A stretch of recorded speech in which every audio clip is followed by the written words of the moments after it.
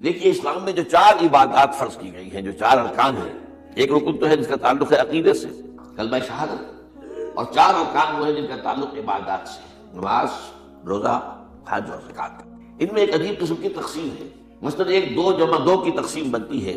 2 عبادات ان میں سے وہ ہیں جو ہر مسلمان پر فرض ہے، امیر ہو غریب ہو، مرد ہو عورت ہو، ہر ایک پر فرض ہے، نماز اور روزہ، یہ دونوں چیزیں ہر ایک پر فرض ہے۔ لیکن 2 وہ ہیں کہ جو صرف صاحب استطاعت لوگوں پر فرض ہے، وہ عام نہیں ہے۔ جو صاحب نصاب ہیں ان پر زکوٰۃ ہے، جو صاحب استطاعت ہیں، حج کرنے کی استطاعت رکھتے ہیں، ان پر حج ہے۔ اس میں جب 2 جمع 2 کی ایک تقسیم اور آتی ہے، ایک اور اعتبار سے قرآن میں زیادہ ایمفیسس 2 عبادات پر ہے، نماز اور زکوٰۃ۔ اقیموا الصلاۃ وآتوا الزکاۃ، اقیموا الصلاۃ وآتوا الزکاۃ، اقیموا الصلاۃ وآتوا الزکاۃ، یقیمون الصلاۃ ویؤتون الزکاۃ۔ یہ گویا کہ بدھا ہوا ہے ایک جوڑا، جبکہ یہ صورتحال جو ہے روزے کی بھی نہیں ہے اور حج کی بھی نہیں ہے۔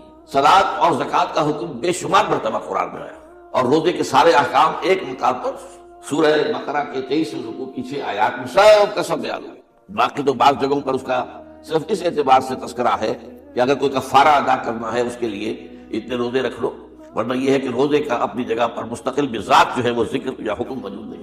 اس اعتبار سے غور کیجئے، حج کا معاملہ بھی یہی ہے۔ وہ ایک تو یہ کہ سورہ آل عمران میں اس کی فرضیت کا ذکر آیا، وہ میں نے آیات آپ کو پڑھ کر سنائی ہیں، 2 آیات، ان پر ابھی گفتگو کریں۔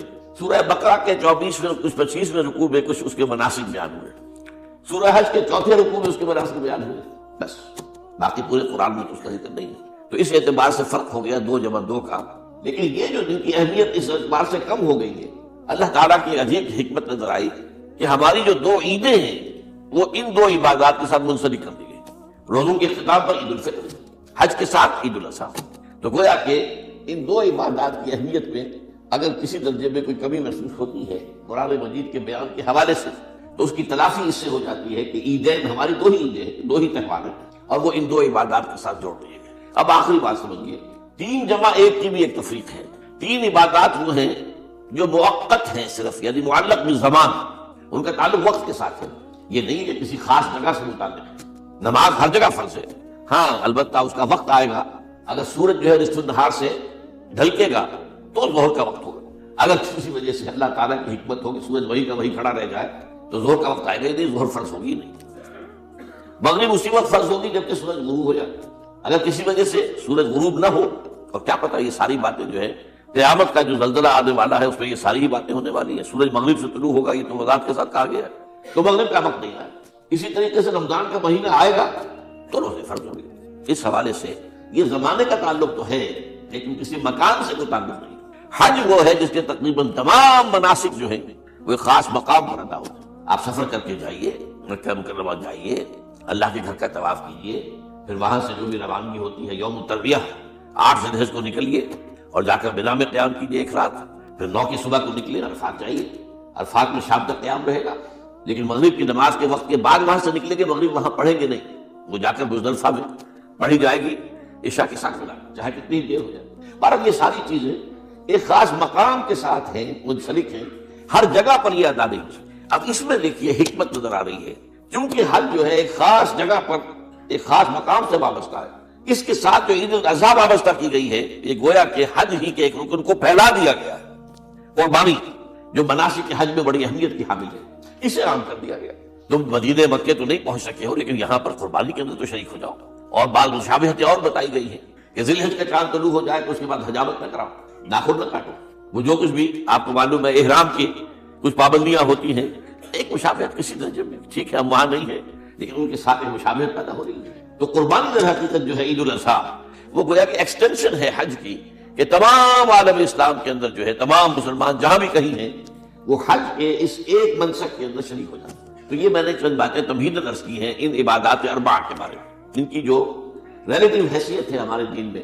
اب آئیے حج کا معاملہ کیا ہے، وہ پورا ایک خاص علاقے سے متعلق ہے اور ایک خاص شخصیت سے متعلق ہے، یہ بھی نوٹ کر لیں۔ چنانچہ جو آیات میں نے آپ کو سنائی حج کے بارے میں، ان اول بیت وضع للناس للذی ببکہ مبارکا وہدی للعالمین، یقیناً پہلا گھر جو بنایا گیا لوگوں کے لیے یعنی اللہ کی عبادت کے لیے، کہ لوگ وہاں جمع ہوں اللہ کی عبادت کے لیے، وہ ہے جو بکہ میں ہے۔ بکہ اور مکہ یہ ایک ہی لفظ ہے، تورات میں بکہ کا لفظ آیا ہے، قرآن مجید میں مکہ۔ یہ تھوڑا فرق جو ہے یہ تلفظ کا ہو جایا کرتا ہے مختلف زبانوں کے اندر، جیسا کہ آپ کو معلوم ہوگا کہ آج کل جو عرب کے لوگ ہیں وہ قاف کو گاف پڑھتے ہیں، گل، گم، قم کی بجائے گم، قل کی بجائے گل، اقول لک اقول لک، وہ گاف.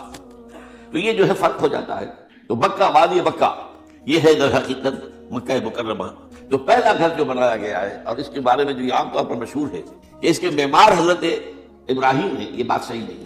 اس کے معمار اول حضرت آدم علیہ السلام خود ہے. اول بیت ہے نا، پہلا گھر. تو کیا یہ ممکن ہے کہ آدم سے لے کر ابراہیم تک کوئی گھر اللہ کی عبادت کے لیے بنائے گا؟ تو ناممکنات میں سے اول بیت میں خود دلیل موجود ہے.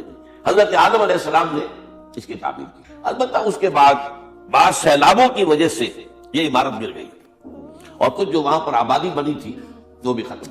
تو ایسے آتے ہیں، آپ کو معلوم ہے یمن میں جب ان کا ایک بند ٹوٹا تھا بہت بڑا، سد معارف، تو پھر وہاں جو اتنی خوشحالی تھی اور جو وہاں پر جو باغات تھے اور جو کھیتیاں سب برباد ہو گئی، اور وہاں سے لوگ جو ہے نقل مکانی کرنے پر مجبور ہو گئے.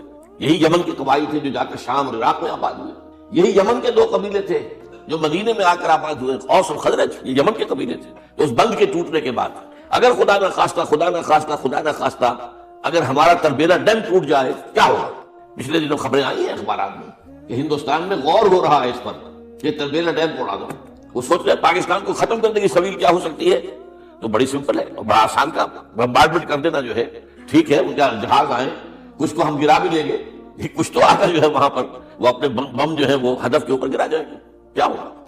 یوں سمجھیے کہ جو سونامی کا آیا تھا سیلاب، وہ سونامی کا سیلاب آئے گا بھارت میں، پاکستان کے اوپر، اور ہر چیز تباہ برباد ہو. کم سے کم یوں سمجھیے کہ تقریباً 100 میل کی چوڑائی میں، اور یہ سب جو ہے ریگستان بن جائے گا، ہر چیز ختم ہو جائے گا. خدا نہ خواستہ. دوبارہ سد معارف کے بعد یہ صورتحال واقع ہوئی تھی. تو اس کے بعد سے یہ جو ہے یہ اللہ کا گھر یہ جو ہے گرا ہوا تھا. اس کی کوئی اب صرف یہ کہ قواعد رہ گئے تھے. قواعد کہتے ہیں جو بنیادیں ہوتی ہیں، وہ پھر اللہ تعالیٰ نے حضرت ابراہیم کو بتائی کہ یہ ہیں وہ بنیادیں جن پر کہ وہ گھر ہوتا تھا. وَإِذْ يَرْفَعُ إِبْرَاهِيمُ الْقَوَاعِدَ مِنَ الْبَيْتِ وَإِسْمَاعِيلُ، ان بنیادوں پر حضرت ابراہیم اور اسماعیل نے مل کر دو معماران حرم نے یہ عمارت جو ہے دوبارہ تعمیر کی ہے. تو گویا کہ حضرت ابراہیم علیہ السلام معمار دوم ہے. معمار اول اس کا جو ہے وہ خود حضرت آدم علیہ السلام.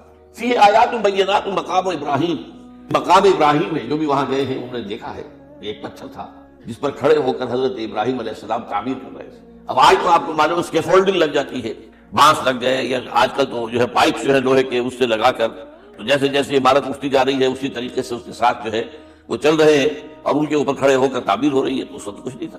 تو ایک پتھر ایسا تھا کہ جو خود بخود اٹھتا تھا اللہ تعالیٰ کے اٹھانے سے، یا یوں کہیے کہ ملائکہ کے اٹھانے سے، اور اسی پر حضرت ابراہیم کھڑے ہو کر وہ پتھروں کے اوپر پتھر رکھتے جا رہے تھے. اور اس کی وجہ سے اس پتھر کے اوپر کتنی دیر کھڑے رہنا ہوا ہوگا حضرت ابراہیم علیہ السلام کا کہ اس پر ان کے پاؤں کے نشان بن گئے. وہ ہے مقام ابراہیم، جو آپ نے دیکھا ہوگا کہ وہاں ایک بہت خوبصورت قسم کا ایک پنجرا سا بنا ہوا ہے اور اس کے اندر وہ مقام ابراہیم ہے.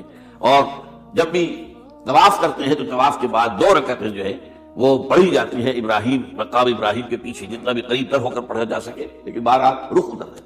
تو فی آیات بینات مقام ابراہیم ومن دخلہ کان آمنا. تو ایک تو یہ کہ وہ نشانیاں ہیں وہ اللہ تعالیٰ جن لوگوں کی کہ دل کی آنکھ کھلی ہو، روحانی آنکھیں کھلی ہو، ان کو دکھاتا ہے. اور ایک وہ ہے کہ جو ہماری ان سامنے کی ظاہری آنکھوں کو بھی نظر آتی ہے. یہ نوٹ کر لیجئے کہ یہ مقام امن کا گہوارہ رہا.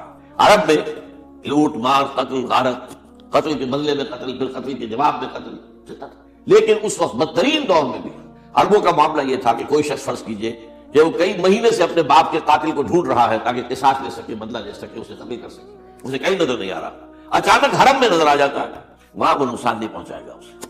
یہ امن کا گھر ہے. اللہ تعالیٰ نے اسے امن کی جگہ بنایا ہے. بلد الامین کہا گیا ہے، امن والا شہر.